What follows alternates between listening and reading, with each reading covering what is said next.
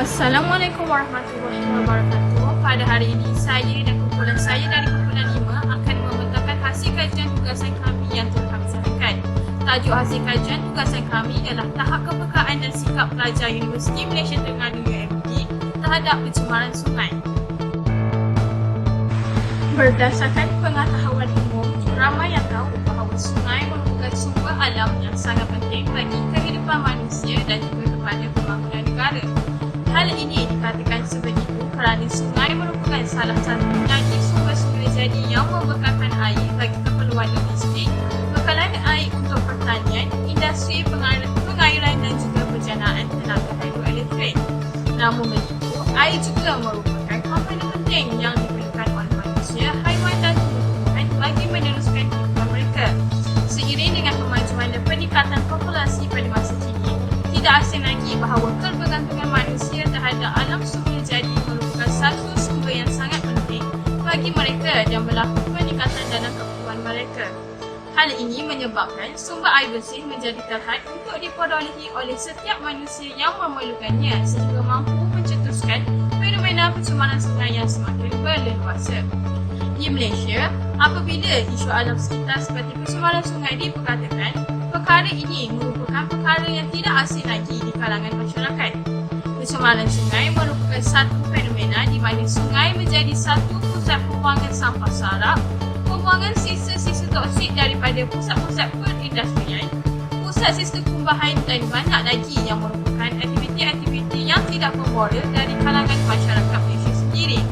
Hari demi hari, peratusan pencemaran sungai di Malaysia semakin meningkat yang menyebabkan sumber air bersih semakin terhad dan tenat untuk diperolehi. Bahkan, isu ini bukan sahaja hangat diperkatakan di Malaysia, malah juga di beberapa negara luar seperti Afrika, Asia dan Amerika Latin. Pencemaran sungai di Malaysia kini boleh dikatakan semakin kritikal dan berbangkai. Dalam pembentangan kami pada hari ini, kami akan menyatakan beberapa punca yang menyebabkan berlakunya pencemaran sungai dan juga kesan sekiranya berlaku pencemaran sungai.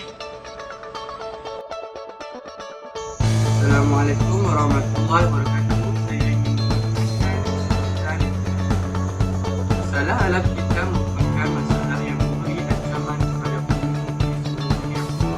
Salah satu isu yang dilihat membawa kepada manusia, haiwan dan tumbuhan adalah pencemaran sungai.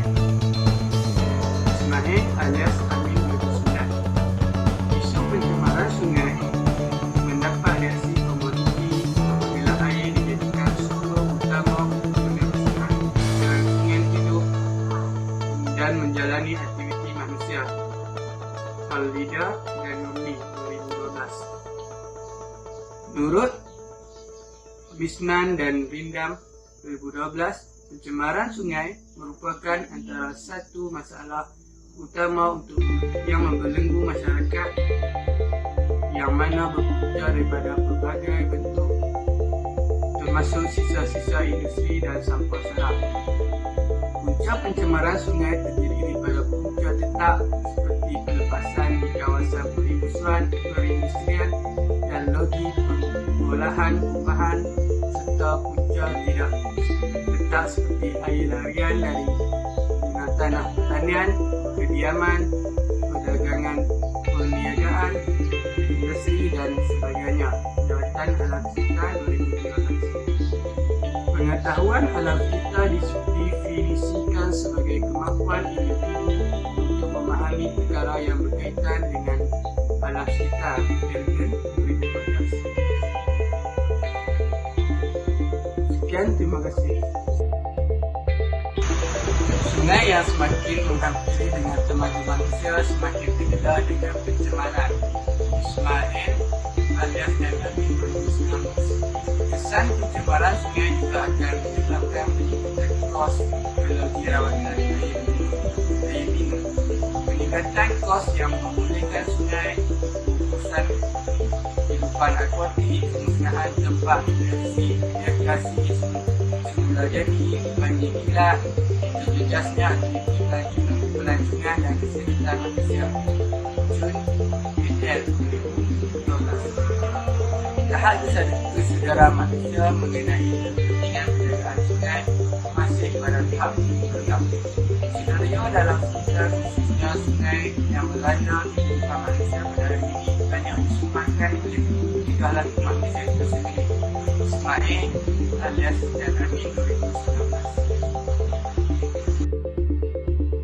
Dalam kajian ini, kami telah menggunakan pendekatan berbentuk kualitatif yang melibatkan data primer seperti borang soal selidik dan data sekunder seperti kajian literatur. Dalam instrumen kajian, kaedah soal selidik dipilih melibatkan pemungutan data.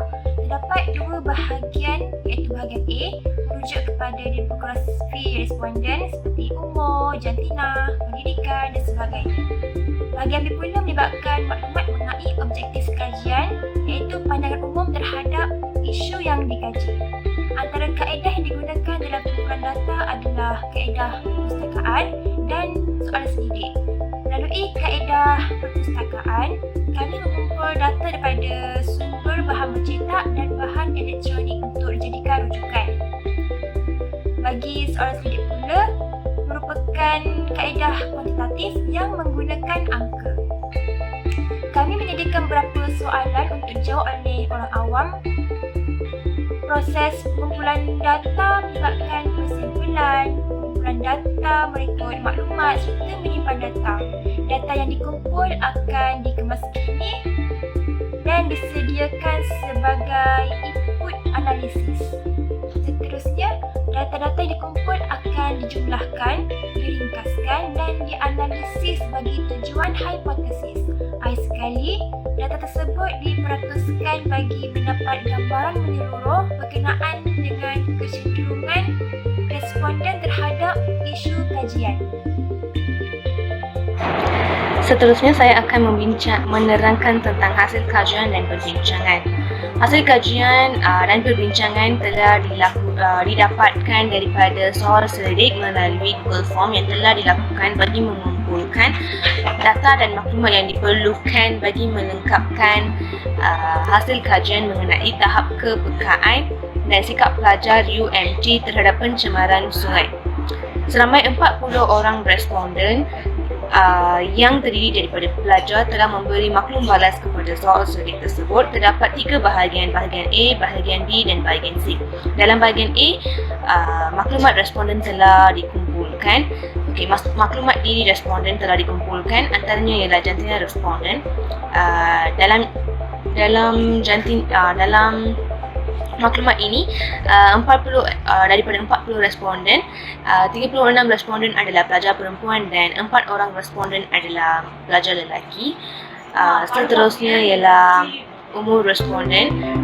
Daripada 40 responden, seramai 36 orang responden terdiri daripada lingkungan umur 21, 2 orang pelajar terdiri daripada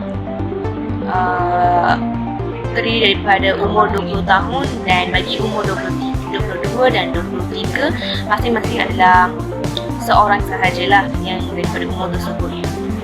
So, hal ini kerana hasil soal selidik ini telah dilakukan dalam kampus yang menyebabkan lingkungan umur adalah antara 20 hingga 23 tahun. Seterusnya ialah khusus pengajian responden. Dalam ini ada pengajian polisi, kaunseling, perakaunan dan lain-lain. So, bagi kos pengajian polisi adalah 20 orang.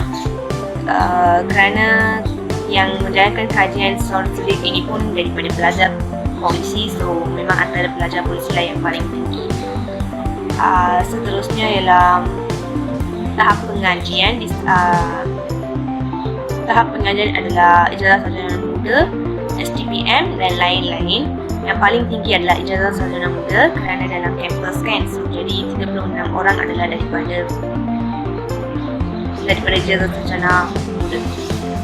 Seterusnya ialah bahagian B yang mengaji tentang tahap kesedaran pelajar UMT terhadap pencemaran sungai. Pertamanya ialah pencemaran sungai berlaku akibat daripada tindakan masyarakat yang tidak prihatin terhadap alam sekitar.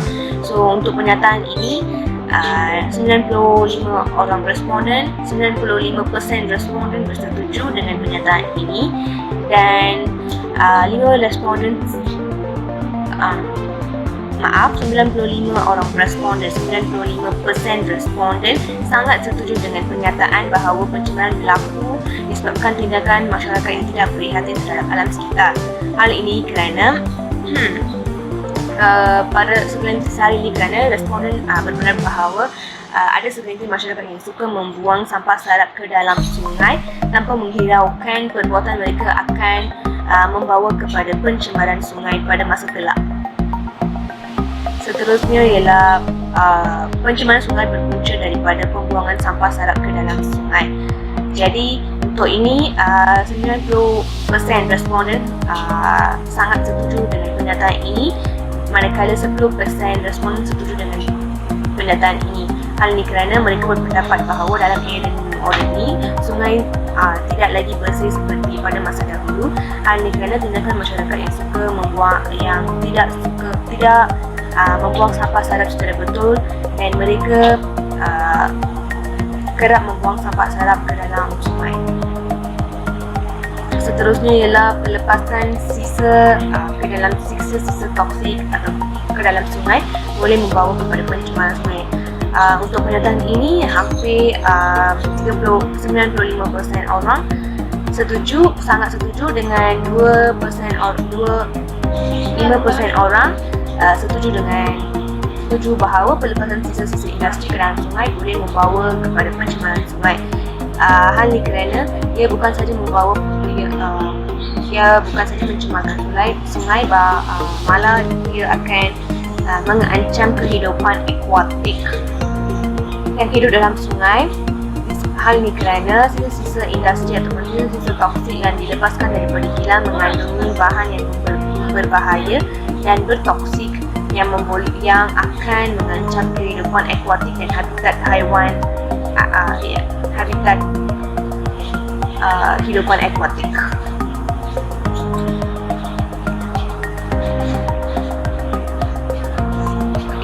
Pernyataan seterusnya yang kami kemukakan dalam soal sendiri ialah pencemaran sungai kerap berlaku di kawasan perindustrian berbanding kawasan perumahan atau rekreasi. Untuk pernyataan ini, 65% orang sangat setuju, 30% orang setuju, manakala 5% tidak setuju dengan pernyataan ini. Ini kerana yang bagi pihak setuju, mereka setuju kerana kawasan perindustrian lebih banyak mengeluarkan bahan toksik berbanding dan kemudiannya menyalurkannya ke sungai berbanding kawasan perumahan atau rekreasi. Isu pencemaran sungai didengari di kaca televisyen, kerajaan akhbar dan media sosial. Bagi pernyataan ini, 50% orang sangat setuju, 47.5% orang setuju, manakala ada 2.5% orang responden yang tidak setuju dengan pernyataan ini. Bagi yang setuju, alasannya ialah ada pelbagai cara untuk memberi kesedaran kepada masyarakat bahawa pentingnya menjaga alam sekitar dan menjaga kebersihan sungai, dan media massa memainkan peranan penting dalam memberikan kesedaran kepada masyarakat mengenai pencemaran sungai. Dalam bahagian C pula, soalan sedik dalam soalan sedik kami mengemukakan pendapat mengenai punca dan kesan pencemaran sungai. Pendapat pertama ialah sikap manusia yang tidak peka terhadap alam sekitar. Untuk itu sangat setuju ialah 82.5% responden, setuju ialah 15% responden dan tidak setuju ialah 2.5%. Bagi yang setuju, mereka setuju kerana sikap manusia yang memandang remeh terhadap alam sekitar akan menyebabkan kebersihan sungai dan sungai akan tidak dijaga dengan baik. Seterusnya berlaku pencemaran sungai. Seterusnya ialah pelepasan sisa-sisa industri ke dalam sungai. Untuk itu 95% responden setuju dengan pendapat tersebut dan 5% tidak 95% sangat setuju, manakala 5% setuju dengan pernyataan pelepasan sisa industri ke dalam sungai boleh membawa kepada pencemaran sungai. Seterusnya ialah penyakit berjangkit berleluasa. Untuk itu 72.5% sangat setuju dan 27.5% setuju dengan pernyataan pencemaran sungai menyebabkan penyakit berjangkit penyakit melela kuasa. Hal ini kerana dengan membuang sampah sarap ke dalam sungai, ini akan mengakibatkan air menjadi keruh dan kotor. Ini juga akan menyebabkan pelbagai penyakit selain mencemarkan alam sekitar. Seterusnya adalah merosakkan pemandangan alam sekitar. Pendapatnya ialah pencemaran sungai akan merosakkan pemandangan alam sekitar. Untuk itu, 90% responden sangat setuju, 5 responden setuju dan 5% responden lagi tidak setuju dengan pernyataan ini. Bagi yang setuju, mereka setuju kerana mereka berpendapat sekiranya sungai tercemar dan ini akan mencemarkan merosakkan pemandangan alam sekitar. Jadi semua orang haruslah bekerjasama menjaga alam sekitar dan menjaga kebersihan sungai. Secara keseluruhannya, menurut hasil kajian boleh diketahui pada responden dalam kajian ini kebanyakannya adalah seramai 30, kebanyakannya adalah perempuan dan mereka ada knowledge ataupun ada ilmu pengetahuan tentang pencemaran sungai. Jadi ini telah memudahkan kami untuk mengumpul maklumat-maklumat yang berkaitan isu pencemaran sungai. Terima kasih. Dan ini 95 orang responden, 95% responden bersetuju dengan pernyataan ini dan 5 responden 95 orang responden, 95% responden sangat setuju dengan pernyataan bahawa pencemaran berlaku disebabkan tindakan masyarakat yang tidak prihatin terhadap alam sekitar. Hal ini kerana pada segelintir hari ini kerana responden berpendapat bahawa ada segelintir masyarakat yang suka membuang sampah sarap ke dalam sungai tanpa menghiraukan perbuatan mereka akan membawa kepada pencemaran sungai pada masa kelak. Seterusnya ialah pencemaran sungai berpunca daripada pembuangan sampah sarap ke dalam sungai. Jadi untuk ini 90% responden sangat setuju dengan pernyataan ini, manakala 10% responden setuju dengan pernyataan ini. Hal ini kerana mereka berpendapat bahawa dalam era moden ini sungai tidak lagi bersih seperti pada masa dahulu. Hal ini kerana tindakan masyarakat yang tidak membuang sampah sarap secara betul dan mereka kerap membuang sampah sarap ke dalam sungai. Seterusnya ialah pelepasan sisa ke dalam sisa toksik atau ke dalam sungai boleh membawa kepada pencemaran sungai. Untuk pernyataan ini hampir 95% orang setuju, sangat setuju dengan 5% orang setuju bahawa pelepasan sisa-sisa industri ke dalam sungai boleh membawa kepada pencemaran sungai. Hal ini kerana ia bukan sahaja mencemarkan sungai, malah ia akan mengancam kehidupan akuatik yang hidup dalam sungai. Hal ini kerana sisa-sisa industri ataupun sisa-sisa toksik yang dilepaskan daripada kilang mengandungi bahan yang berbahaya dan bertoksik yang akan mengancam kehidupan akuatik dan habitat haiwan, habitat kehidupan akuatik.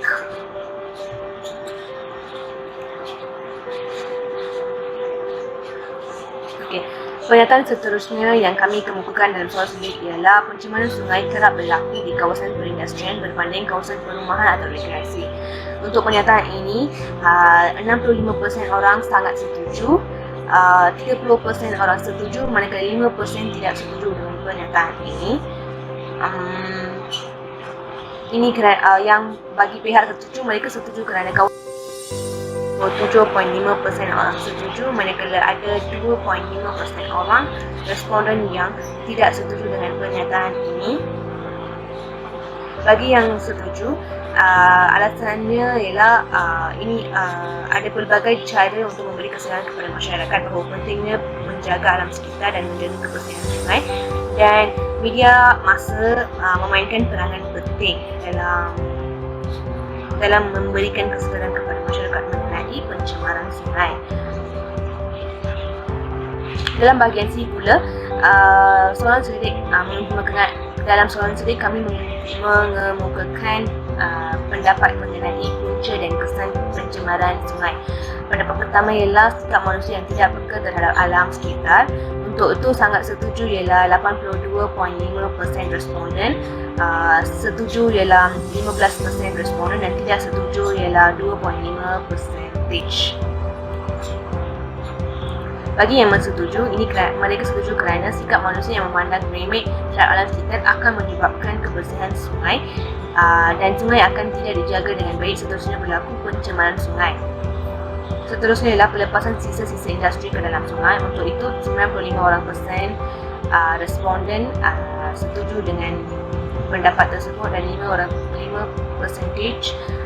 tidak 95% sangat setuju, manakala 5% setuju dengan pernyataan pelepasan sisa-sisa industri ke dalam sungai boleh membawa kepada pencemaran sungai. Seterusnya ialah penyakit berjangkit berleluasa. Untuk itu 72.5% sangat setuju dan 27.5% setuju dengan pernyataan pencemaran sungai menyebabkan penyakit berjangkit berleluasa. Hal ini kerana dengan membuang sampah sarap ke dalam sungai, ini akan mengakibatkan air menjadi keruh dan kotor. Ini juga akan menyebabkan pelbagai penyakit selain mencemarkan alam sekitar. Seterusnya ialah merosakkan pemandangan alam sekitar.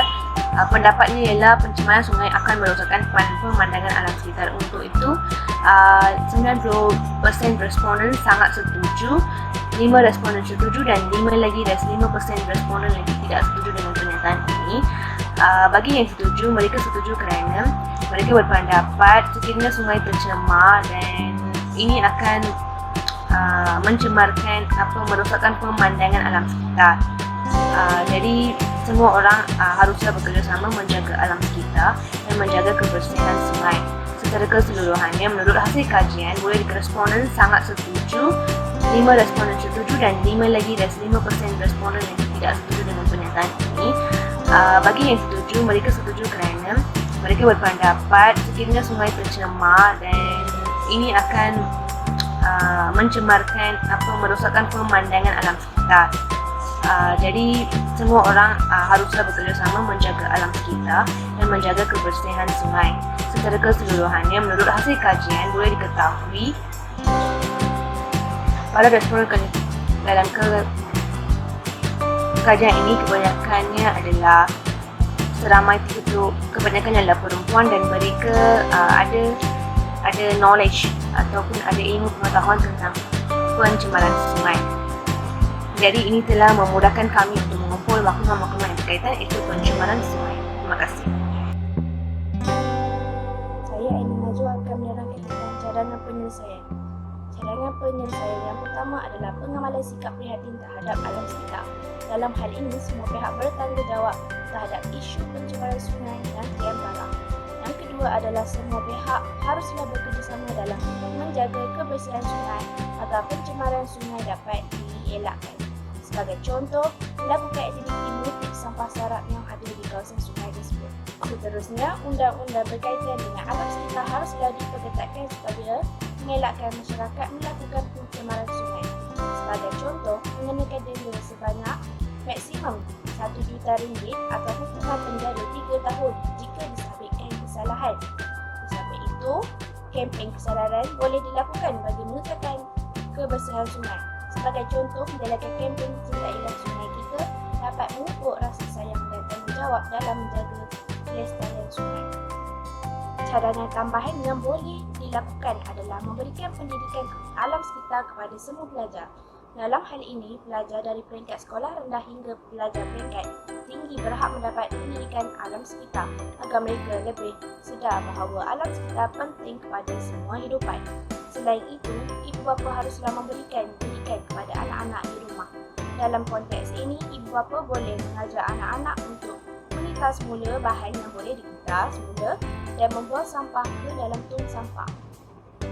Di samping itu, media massa juga memainkan peranan penting dalam memastikan alam sekitar dan kebersihan sungai terjaga.